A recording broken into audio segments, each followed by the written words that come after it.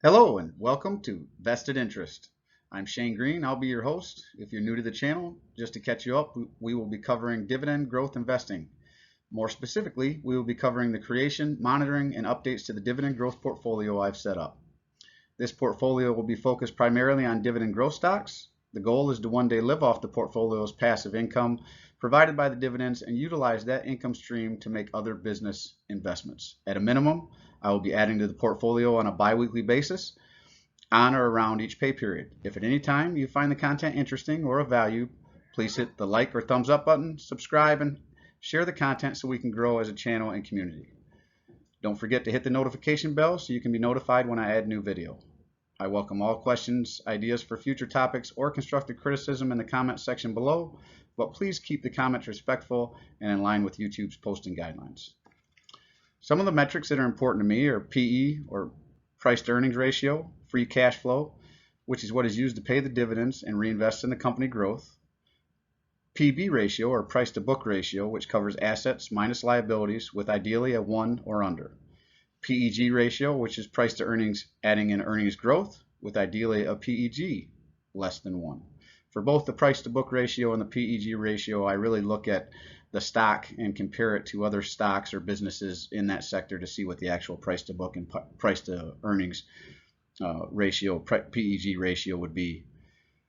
There are more metrics to use if you so choose. There's no one way to value stocks, so I suggest everyone come up with their own metric and invest according to their strategy. Now, for those who may have missed the first video, the portfolio started with an initial investment of $18,000 on March the 3rd. We covered the investments through the end of May in the first video, so if you haven't seen that one already, go check that one out. Now let's get to the update for June through August.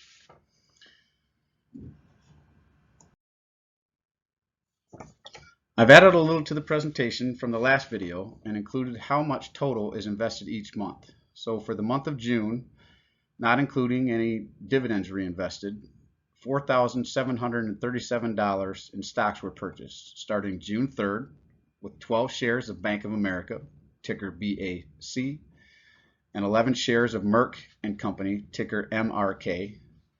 Then on June 11th, 11 shares of Leggett Platt, ticker LEG, 10 shares of Glaxo Smith Kline, ticker GSK, 1 share of Lumen Technologies,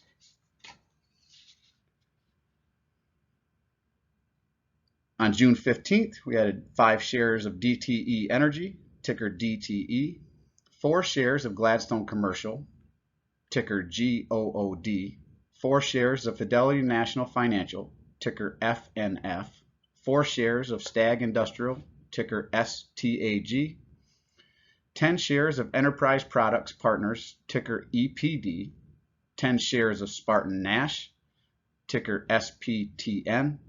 We opened new positions in RIO Tinto, picking up 1 share, ticker RIO, and a position in Sibanye Stillwater with 6 shares. And finally, on June 22nd, we wrapped up the month with 5 shares of Prudential Financial, ticker PRU. That takes us into July. In July, we invested $900 into the portfolio, again, not including any dividends paid out. So with that $900, on the 16th, we started a few new positions with 1 share of Procter & Gamble, ticker PG, 1 share of Johnson & Johnson, 6 shares of Huntington Bank, ticker HBAN, and added 1 more share of both Spartan Nash and Lumen Technologies. On the 26th, we finished up the month opening a new position in LyondellBasell Industries with 4 shares. Now finally, in August, we invested $4,587 into the portfolio, starting the 2nd with 1 share of General Dynamics, ticker GD, 1 share of Procter & Gamble, 4 shares of Intel Corp, ticker INTC, 7 shares of Enbridge, ticker ENB, 2 more shares of Bank of America, 1 share of LyondellBasell, 3 shares of Colgate-Palmolive, ticker CL. We also added 2 more shares of Sibanye Stillwater and 5 shares of Kinross Gold, ticker KGC. On August 12th, 3 shares of RIO Tinto, 1 share of Kroger, ticker KR, and 3 shares of Enbridge were added. We weren't done in August. On the 13th, we added 4 shares of 3M, ticker MMM, 2 shares of Johnson & Johnson, a new position in Union Pacific with 1 share. This actually made me feel a bit like the old Monopoly game.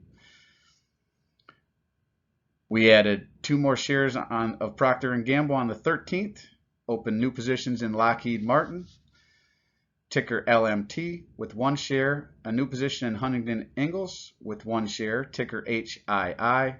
We added 2 more shares of Colgate-Palmolive and 2 shares of Leggett Platt. We wrapped up the month on August the 16th, adding 2 shares of Kraft Heinz, 4 shares of Ericsson, 2 shares of EDP. We added 4 more shares of Lumen Technologies, 2 shares of Sibanye Stillwater, 2 more shares of Verizon, and finally 6 shares of Kinross Gold. Now that brings us to another portfolio update. On August 20th, as you can see in the slide here, with dividends reinvested, the total portfolio value is $38,915.13. The dividend yield is 4.11%, and the annual dividends being paid out is $1,598.09. So the portfolio is generating roughly $133 a month at this point in passive income. Portfolio distribution is roughly 6% in communications, 2% in consumer discretionary, 15% in consumer staples, 11% in energy, 8% in financials, 12% in healthcare, 14% in industrials, 7% in technology, 3% in material, 12% in utilities, and 9% in REITs and real estate.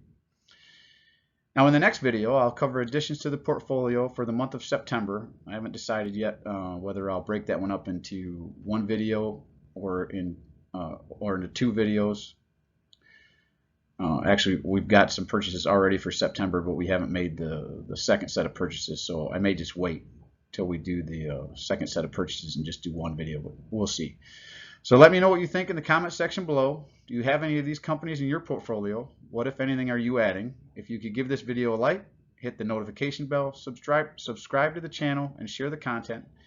And just a reminder, I am not a financial advisor. Nothing in this presentation should be considered financial advice. I am only sharing my opinion and personal experience for self-reflection to document my journey. You should understand investing involves risk. You can lose money and should never invest any amount you are not comfortable losing. Always do your own research and invest based on your situation, circumstances, and criteria, or seek the advice and counsel of a financial advisor.